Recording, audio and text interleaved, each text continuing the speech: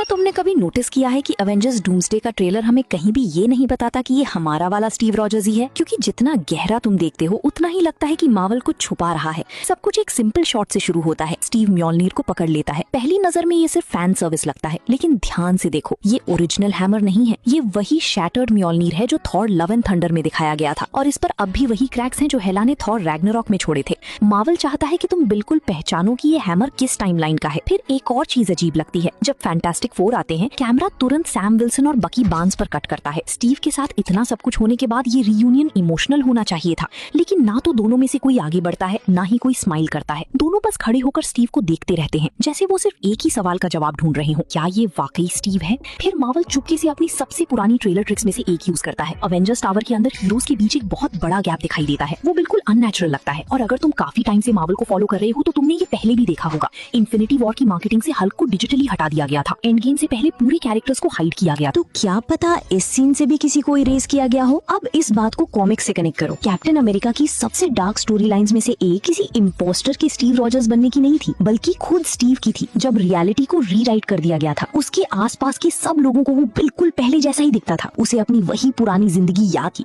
लेकिन उनके सामने खड़ा इंसान वो हीरो नहीं था जिस पर वो भरोसा करते थे। अब डॉक्टर डूम को देखो, ट्रेलर सिर्फ उसका आर्मर ही नहीं दिखाता, बल्कि उस पर बने मिस्टिकल रून्स का क्लियर शॉट भी दिखाता है। मार्वल पहले ही वांडा और डॉक्टर स्ट्रेंज के थ्रू एस्टैब्लिश कर चुका है कि ये रून्स एमसीयू की सबसे पावरफुल मैजिकल एबिलिटीज में से एक है, और ये वही डॉक्टर डूम है जो स्टॉर्म ब्रेकर को सिर्फ 2 उंगलियों से रोक देता है, बिना एक भी कदम पीछे लिए। अगर वो थोर को इतनी आसानी से ओवरपावर कर सकता है, तो रियलिटी को बदल देना भी अब नामुमकिन नहीं लगता। और इसी वजह से सैम और बकी का रिएक्शन और भी ज्यादा इंटरेस्टिंग हो जाता है। शायद वो इस बात से शॉक नहीं है कि स्टीव वापस आ गया, शायद उन्हें एहसास हो रहा है कि म्योल्निर पकड़ने वाला इंसान वो स्टीव रॉजर्स नहीं है जिसे उन्होंने खोया था। और अगर मार्वल वाकई उस कॉमिक स्टोरी लाइन का थोड़ा सा हिस्सा भी अडेप्ट कर रहा है, तो स्टीव की वापसी डॉक्टर डूम का सबसे डेंजरस मूव बन सकती है, क्योंकि अवेंजर्स के लिए सबसे बड़ा खतरा शायद वो हीरो ही हो जिस पर वो सबसे ज्यादा भरोसा करते हैं।